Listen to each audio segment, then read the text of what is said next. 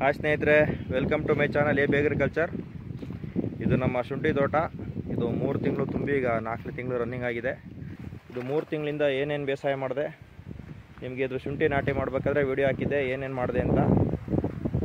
ಈಗ 3 ತಿಂಗಳ ತನಕ ಇನ್ನೂ ನೆಕ್ಸ್ಟ್ ಸ್ಟೆಪ್ಪು ಏನೇನು ಮಾಡಿದ್ದೀನಿ ಮತ್ತು ಅದಕ್ಕೆ ಏನೇನು ಹಾಕಬೇಕು, ಏನೇನು ತಪ್ಪುಗಳು ಮಾಡಿದೆ, ನೀವು ಯಾವ ತಪ್ಪುಗಳನ್ನ ಮಾಡಬಾರ್ದು ಅನ್ನೋದನ್ನ ನಾನು ಈ ವಿಡಿಯೋದಲ್ಲಿ ಕವರ್ ಮಾಡ್ತೀನಿ ಸ್ನೇಹಿತರೆ. ನೋಡಿ ಈ ಶುಂಠಿ ನೋಡಿ ಈ ಕಡೆ ಯಾವ ಥರ ಇದೆ, ಅದೇ ರೀತಿ ನಾನು ರೈಟ್ ಸೈಡ್ ನೋಡಿ ಇಲ್ಲಿನೂ ಒಂದೊಂದು ಕಡ್ಡಿ ಹಾಕೊಂಡಿದೆ. ಇದು ಯಾವುದೇ ರೀತಿ ಭೂಮಿದಾಗಲಿ ಬೀಜದಾಗಲಿ ಸಮಸ್ಯೆ ಅಲ್ಲ, ಇದು ನಾವು ಮಾಡ್ಕೊಂಡಿರೋ ಸಮಸ್ಯೆ ತಪ್ಪು. ಏನಪ್ಪ ಮಾಡಿದೆ ಅಂದರೆ ಈ ಜೆಟ್ನ ಪ್ಲೇಸ್ಮೆಂಟ್ ಸರಿಯಾಗಿರಲಿಲ್ಲ ನೋಡಿ. ಈ ಮರಕ್ಕೆ ಆ ಜೆಟ್ ನೀರು ಬೆಲ್ಲ ಬಂದಿದ್ದು ಈ ಮರಕ್ಕೆ ಹೊಡೆದು ಇಲ್ಲೆಲ್ಲ ಸೈಡ್ ಬ್ರಾಂಚಸ್ಗಳಿತ್ತು, ಇಲ್ಲಿಗೆ ನೀರು ಸಾಕಷ್ಟು ಪ್ರಮಾಣದಲ್ಲಿ ಆದಿಲ್ಲ. ಹಾಗಾಗಿ ಗಿಡ ನೋಡಿ ಇದು ಬೆಳವಣಿಗೆ ಕುಂಠಿತ ಆಗಿದೆ. ಸೊ ಹಾಗಾಗಿ ನೆಕ್ಸ್ಟು ನೀವು ನೋಡ್ತಕ್ಕಂಥವ್ರು ನೀರನ್ನ ಕರೆಕ್ಟಾಗಿ ಎಲ್ಲ ಕಡೆಗೂ ಕರೆಕ್ಟಾಗಿ ಹೋಗ್ತಿದೆ ಅಂತ ನೋಡ್ಕೊಂಡು ನೀವು ಶುಂಠಿನ ನಾಟಿ ಮಾಡಬೇಕಾಗುತ್ತೆ. ನೀರು ಪ್ರಾಪರಾಗಿ ಎಲ್ಲ ಗಿಡಗಳಿಗೂ ಹೋಗಬೇಕು. ನಾನು ಸ್ವಲ್ಪ ಅಬ್ಸರ್ವ್ ಮಾಡಿಲ್ಲ ಅದನ್ನ. ನಾನು ಇದು ಲಾಸ್ಟ್ ಬಾರ್ಡ್ರ್ ಆಗಿರೋದ್ರಿಂದ ಅಲ್ಲಿ ನೋಡಿದರೆ ಹೊಡಿತಾ ಇದೆ ಅಂತ ಅನ್ಸೋದು, ಬಟ್ ಅದು ಹೊಡಿತಾ ಇರೋದೆಲ್ಲ ಮರಕ್ಕೆ ಹೊಡೆದು ಅದು ನೀರು ಕರೆಕ್ಟಾಗಿ ಆಗಿಲ್ಲ. ಹಾಗಾಗಿ ನೋಡಿ ಇಷ್ಟಾಗಲ ಆ ಕಡೆ ನೋಡಿದರೆ ಹಂಗಿದೆ, ಇದು ನೋಡಿ ಈ ಥರ ಆಗಿಬಿಟ್ಟಿದೆ. ಸ್ವಲ್ಪ ಇಷ್ಟು ಮಾತ್ರ.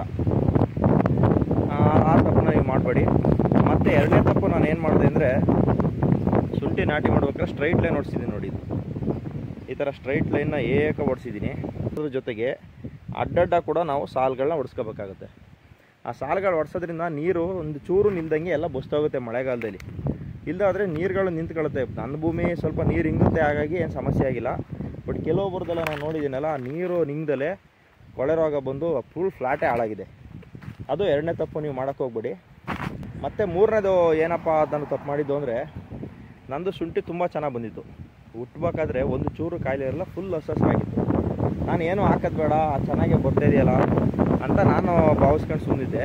ಬಟ್ ನಮ್ಮ ಸ್ನೇಹಿತರೆಲ್ಲ ಏನು ಹೇಳಿದರು, ಒಂದು 10 kg ನೀನು 10-26 ತಗೊಂಡೋಗ್ಬಿಟ್ಟು 20-20 ಗೊಬ್ಬರನ ಒಂದು 10 kg ನೀನು ಅದಕ್ಕೆ ಹಾಕು, ಬೇಗ ಮೇಕ್ ಬರುತ್ತೆ, ಸಣ್ಣ ಪುಟ್ಟದೆಲ್ಲ ಉಟ್ಬಿಡುತ್ತೆ, ನೀನು ಮಣ್ಣು ಹಾಕ್ಬೋದು, ಹಂಗೆ ಹಿಂಗೆ ಅಂತ ಹೇಳಿದರು.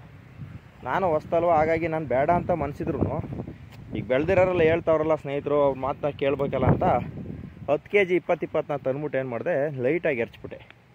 ಲೈಟಾಗಿ ಯಾವಾಗ ಎರ್ಚಿದ್ನೋ ಗಿಡಕ್ಕೆ ನೋಡಿ ಕಾಯಿಲೆ ಸ್ಟಾರ್ಟ್ ಆಯಿತು. ನಾನು ಗಮನಿಸಿರೋದು ಅದು ಹಾಕಿರೋದಕ್ಕೆ ಕಾಯಿಲೆ ಬಂದಿದೆ ಅಂತ, ನಾನು ಗೊಬ್ಬರ ಹಾಕಿರೋದಕ್ಕೆ ಕಾಯಿಲೆ ಬಂದಿದೆ ಅಂತ.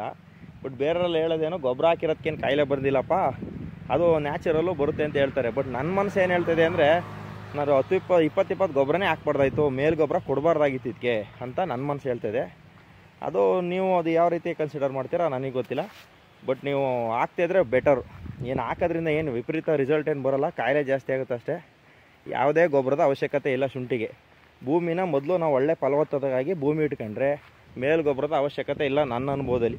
ಮತ್ತು ಆ ತಪ್ಪುಗಳನ್ನ ಮಾಡ್ದಲೆ ನೀವು ಶುಂಠಿ ನಾಟಿ ಮಾಡಬೇಕಾದ್ರೆ ಒಳ್ಳೆ ಬೀಜಗಳನ್ನ ಸೆಲೆಕ್ಟ್ ಮಾಡ್ಕೊಂಡು ನೀಟಾಗಿ ಸಾಲು ಹೊಡಿಸ್ಕೊಂಡು ಭೂಮಿ ಫಲವತ್ತಾಗಿರೋ ಭೂಮಿ ಮಾತ್ರ ಹಾಕಿ. ಭೂಮಿ ಫಲವತ್ತಿಲ್ಲ ಅಂದರೆ ಹಾಕಕ್ಕೆ ಹೋಗ್ಬೇಡಿ. ನೆರಳು ಕೂಡ ನಂದು ಯಥೇಚ್ಛವಾಗಿ ನೆರಳಿದೆ, ನನ್ನ ಗಿಡ ಹಾಗಾಗಿ ಚೆನ್ನಾಗಿ ಬರ್ತಾಯಿದೆ. ಈ ಎಲ್ಲ ಈ ಥರ ಫುಲ್ ಕಡು ಹಸ್ರಿತ್ತು. ನಾನು 10-20 ಹಾಕಿದ್ಮೇಲೆ ಸ್ವಲ್ಪ ಗಿಡ ಎಲ್ಲ ಸ್ವಲ್ಪ ನೋಡಿ ಈ ಥರ ಸ್ವಲ್ಪ ಎಲ್ಲಿಶ್ ಆಗೋದು ಮತ್ತು ಗೆಡ್ಡೆ ರೋಗ ಬರೋದು, 4-5 ಕಡೆ ಒಳ್ಳೆ ಗೆಡ್ಡೆ ರೋಗ ಬಂದ್ಬಿಟ್ಟಿದೆ. ಅದು ಏನಕ್ಕೆ ಅಂದರೆ ನಾನು ಹೇಳಿದ್ನಲ್ಲಿ ನೀರು ಸರಿಯಾಗಿ ಸರಾಗವಾಗಿ ಹೋಯ್ತೇ ಇಲ್ಲ. ಅಲ್ಲೊಂಥ ನೀರು ನಿಂತ್ಕೊಳ್ಳುತ್ತೆ ಮಳೆ ಹೋದಾಗ, ಆ ನೀರು ನಿಂತ್ಕೊಳ್ಳೋ ಜಾಗದಲ್ಲೆಲ್ಲ ಗೆಡ್ಡೆ ರೋಗ ಕಾಣಿಸ್ಕೊಂಡಿದೆ. ಅದೇನು ಮಾಡೋಕ್ಕಾಗಲ್ಲ, ಅದು ಅದ್ರ ಪಾಡಿಗೆ ಅದು ಹೋಗುತ್ತೆ.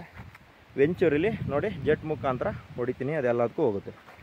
ಹಾಗೆ ಈಗ ಡಿಕಂಪೋಸರ್ ಆಯಿತು, ಗೋಕೃಪಾಮೃತ ಆಯಿತು, ಮತ್ತು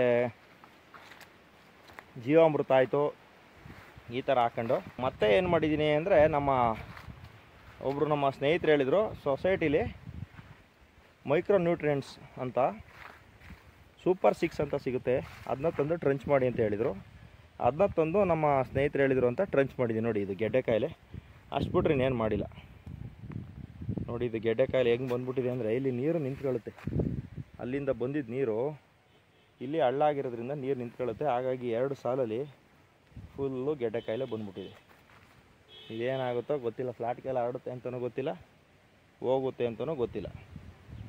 ನೋಡೋಣ ಸ್ನೇಹಿತರೆ, ಅದಕ್ಕೆ ವಿಷಯನ ಹೇಳ್ಬೇಕಾಯಿತು. ಇಷ್ಟು ಮಾಡಿದ್ದೀನಿ. ಮತ್ತು 2 ಸಲ ಕಳೆನ ಕೀಳ್ಸಿದ್ದೀನಿ, 1 ಸಲ ಮಣ್ಣು ಎತ್ತಾಕ್ಸಿದ್ದೀನಿ. ಇಷ್ಟು ಇದುವರೆಗೂ ಮಾಡಿದ್ದೀನಿ. ಮುಂದಕ್ಕೆ ಏನೇನು ಮಾಡ್ತೀನಿ ಅಂತ ಇನ್ನೊಂದು ನೆಕ್ಸ್ಟ್ ವೀಡಿಯೋದಲ್ಲಿ ನಿಮಗೆ ತಿಳಿಸ್ಕೊಡ್ತೀನಿ. ಇನ್ನೇನಾದ್ರು ನಿಮಗೆ ಮಾಹಿತಿ ಬೇಕು ಅಂತ ಇದ್ದರೆ ದಯಮಾಡಿ ನಮ್ಮ ಕಾಮೆಂಟ್ ಬಾಕ್ಸಲ್ಲಿ ನೀವು ತಿಳಿಸ್ಕೊಡಿ, ನಾನು ನಿಮಗೆ ರಿಪ್ಲೈ ಮಾಡ್ತೀನಿ ಅಂತ ಹೇಳ್ತಾ ವಿಡಿಯೋನ ನೋಡಿದ ನಿಮಗೆಲ್ಲ ಧನ್ಯವಾದಗಳು. Thank you.